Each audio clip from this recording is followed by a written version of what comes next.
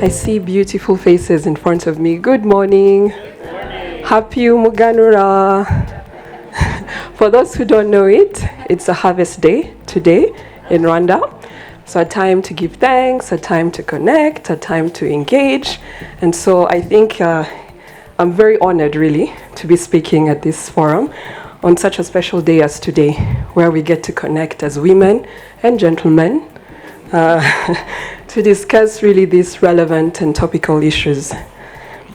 So, so much to say, and such big topics actually to speak to.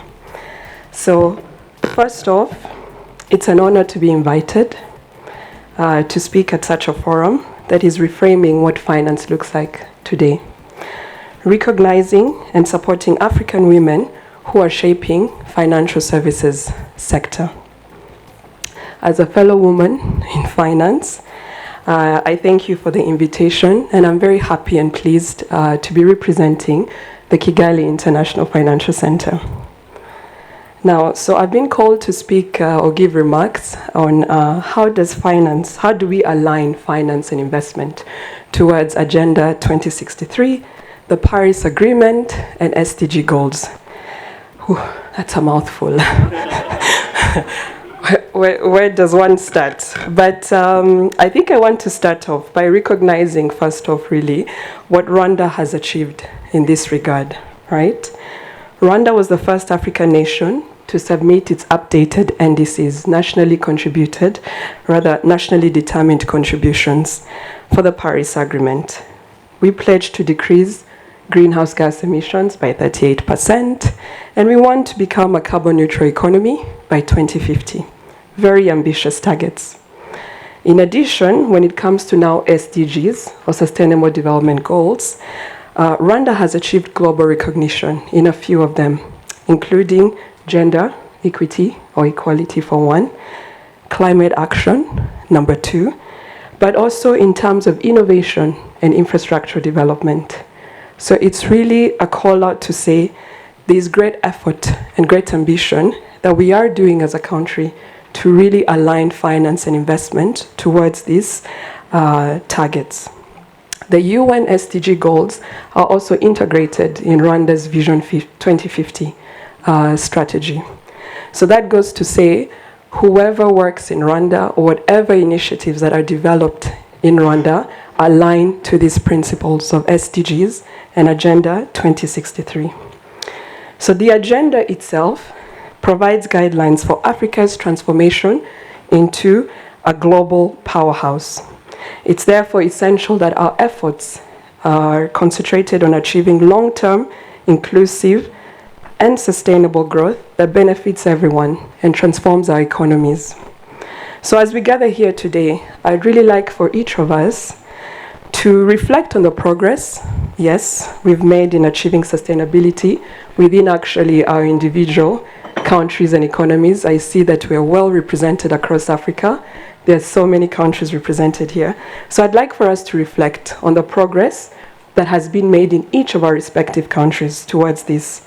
But also beyond that, today, I want us to ask ourselves 2 key questions.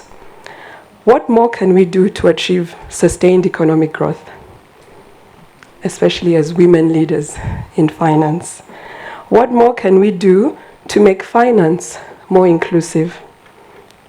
This is actually at the heart and foundation of SDG goals, or even the Paris Agreement that we talk about.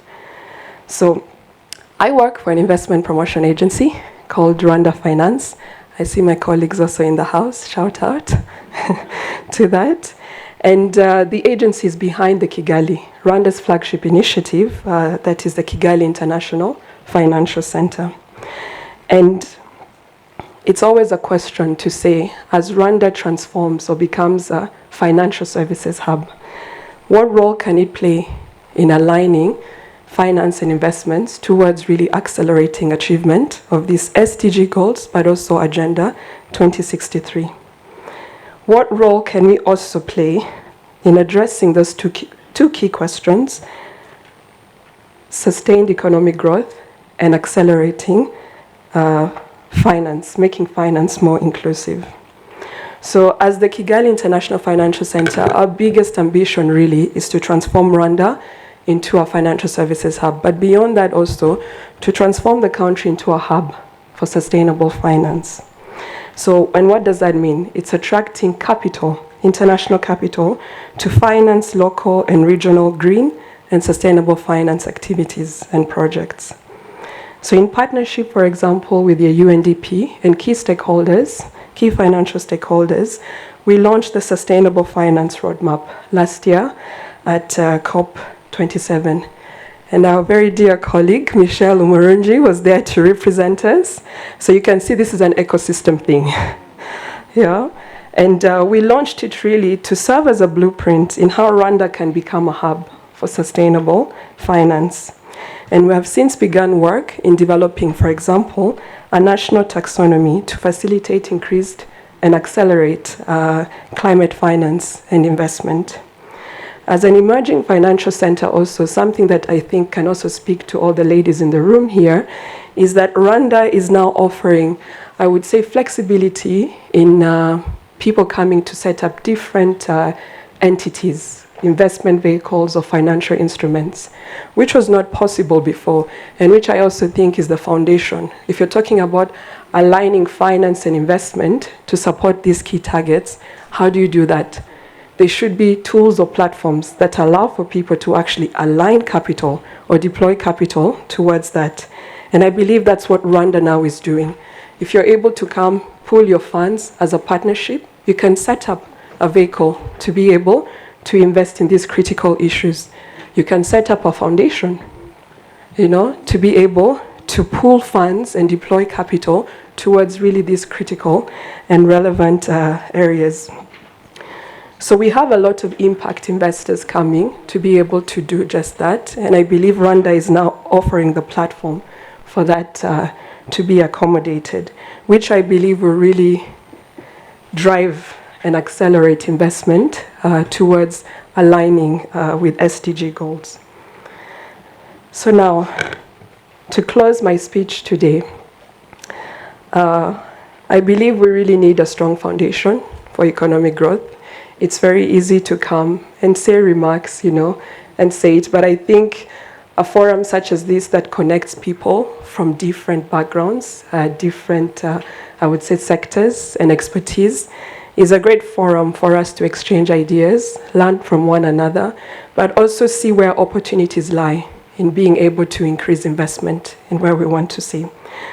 And I think most critically, considering the trends today, climate action is a big consideration for us to take into consideration rather, and inclusivity. Gender inclusivity, financial inclusivity remains at the core of what we should each of us do or endeavor to do. We should incorporate environmental, social, and governance issues in financial decision making, but also build business models that actually support these very same factors to be able to transform our economies to where we really want to be. So thank you for your kind attention, and I look forward to engaging with every one of you. Thank you.